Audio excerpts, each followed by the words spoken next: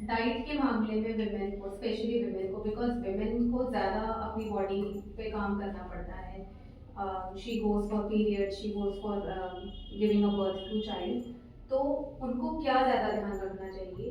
दूसरा, इसी से जुड़ा हुआ क्वेश्चन, क्या हमारे देश में अगर घर में दो बच्चे पल रहे हैं, एक बॉय और एक गर्ल, तो क्या, आप रूरल एरिया को भी जानती हैं और अर्बन एरिया को भी जानती हैं, तो दोनों का ध्यान में रख के बताइएगा कि क्या न्यूट्रिशन के मामले में डिस्क्रिमिनेशन है हमारे देश में? हाँ, बहुत ज़्यादा। और तीसरा क्वेश्चन इसी से जुड़ा हुआ फिर से, कि हम देखते हैं, अगर हम चाइना जैसे देश को देखें जहाँ पे महिलाएं स्पोर्ट्स में बहुत बहुत आगे हैं, बहुत स्ट्रांग हैं, और यहाँ पे एज कम्पेयर टू, मतलब वैसे तो ओवरऑल ही हम इतने हेल्दी नहीं रहे हैं, और हमारे ओलंपिक्स में देखें तो इतने मेडल्स नहीं आ रहे एज कम्पेयर टू चाइना और यूएस, लेकिन महिलाएं तो और कम हैं।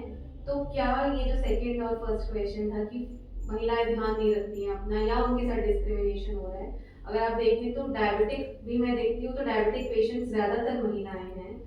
और तो क्या ये सब कारण है क्योंकि वो फिट ही नहीं है ना? मैं देखती हूँ ज़्यादातर महिलाएं एक्सरसाइज नहीं करती, जिम नहीं जाती, सुबह वॉक के लिए नहीं जाती, क्योंकि उनका सुबह का तो सारा टाइम किचन के अंदर, और अगर वर्किंग है तो बस किचन निपटाते ही 1 सेकंड बाद ऑफिस के तैयार होने में और निकलने में, और फिर आते ही किचन और बच्चों में निकल जाता है, तो वो अपनी अपने ऊपर तो ध्यान नहीं दे रही है बॉडी फिटनेस।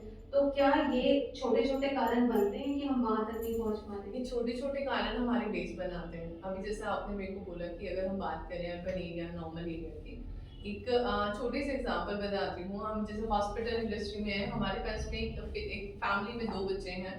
अगर दोनों की आप हेल्थ और दोनों बच्चों का न्यूट्रिशन पे देखेंगे तो काफ़ी डिफरेंस दिखाई देगा। क्योंकि ये चीज़ बोली जाती है कि नहीं-नहीं इससे तो हमारा वंश चलने वाला है, और फीमेल्स की डाइट में काफ़ी सारा चेंजेस होना स्टार्ट हो जाता है। अनदर थिंग ये तो स्टार्ट होता है आपकी जब बच्चा छोटा है उस एज पे। दूसरी चीज़ हम लोग जो चेंज करते हैं वो इस बेस पर चेंज करते हैं कि whenever a female get married तो वो एकदम से रिस्पॉन्सिबल हो जाती है, वो पूरा घर संभाल सकती है, आपकी फैमिली संभाल सकती है, सब चीज़ों को हैंडल कर सकती है, वो एकदम से परफेक्ट हो जाती है। ठीक है, जब तक आप अपनी मदर अपनी फैमिली के घर पर हो तब तक आप लोगों के साथ में ये है कि नहीं आप गर्ल चाइल्ड हो, लेकिन जैसे ही आप शादी आपकी हो जाती है ऐसे ही आप एकदम से रिस्पॉन्सिबल बन जाते हो। और फीमेल्स जैसे शादी के बाद ऑफिस ज्वाइन करती हैं तो ये हर किसी के साथ है। हम लोगों ने अपनी मदर्स को देखा है, अपनी फैमिलीज में देखा है कि हम लोग अपनी फैमिली के लिए तो खाना बनाएंगे, लेकिन बाद में अगर खाना कम पड़ जाता है, आप में से किसी सबने ये चीज देखी होगी कि वो दोबारा से खाना नहीं बनाती है।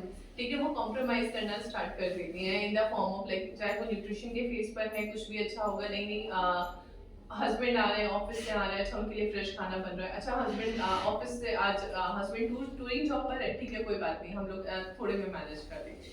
तो ये वाली चीज़ें तो न्यूट्रिएंट डेफिशिएंसी आना स्टार्ट हो जाती है। और अगर मैं बात करूँ बिकॉज हमारी जो जनरली पॉपुलेशन है ज़्यादातर वेजिटेरियन है, तो प्रोटीन के पार्ट पर हमारा डाइट काफ़ी ज़्यादा डेफिशिएंट हो जाता है। फीमेल्स में अगर आप देखोगे कि बोन्स वाली प्रॉब्लम बहुत ज़्यादा स्टार्ट हो जाती है, बिकॉज जितनी आप किसी से भी अगर बात करोगे कि आप कैल्शियम के सोर्स में क्या ले रहे हो, मिल्क ले रहे हो, तो बहुत सारे लोग बोलेंगे कि नहीं लेते, लेकिन उन्हीं फैमिलीज में अगर आप देखोगे तो हस्बैंड को डेली शाम को दूध का एक ग्लास दिया जाएगा, बट वो फीमेल्स अप्लाई नहीं करती हैं। तो मैं यहाँ पे ये कहना चाहूंगी कि जितनी भी फीमेल है, फर्स्ट थिंग कि आपको खुद को भी स्ट्रांग बनाना है, फैमिली का आप ध्यान रख रहे हैं, लेकिन साथ साथ आपको अपना टेक केयर करना भी बहुत जरूरी है। क्योंकि जैसे जैसे एज बढ़ती रहती है, अगर आप कंपैरिजन करो स्कूल्स में भी, गर्ल्स में बॉयज में मसल मास में, तो गर्ल्स पे नॉर्मल मसल मास काफी ज्यादा कम होता है because of protein deficiency. Protein हम लोग इतना ज्यादा लेते ही नहीं है। जो लोग नॉन वेजिटेरियन है वहां पर भी अगर आप देखोगे, अच्छा गर्ल चाइल्ड है, अच्छा एग नहीं देना कि वो गर्म हो जाता है, नॉन वेज नहीं देना वो उसके लिए अच्छा नहीं है, बादाम नहीं देना जल्दी पीरियड स्टार्ट हो जाएंगे। तो दीज आर सब टैबू की जो मेरे को लगता है कि एक आपकी बॉडी की रिक्वायरमेंट है प्रोटीन, तो आपको अपनी डाइट में लेना बहुत ज्यादा जरूरी है। सो स्पेशली आज वुमेन्स डे पे मेरे को लगता है कि फीमेल्स को ये करना चाहिए कि स्पेशली अगर आपकी गर्ल चाइल्ड है तो उसके न्यूट्रिशन पे ज्यादा ध्यान देना है रेदर देन बॉय।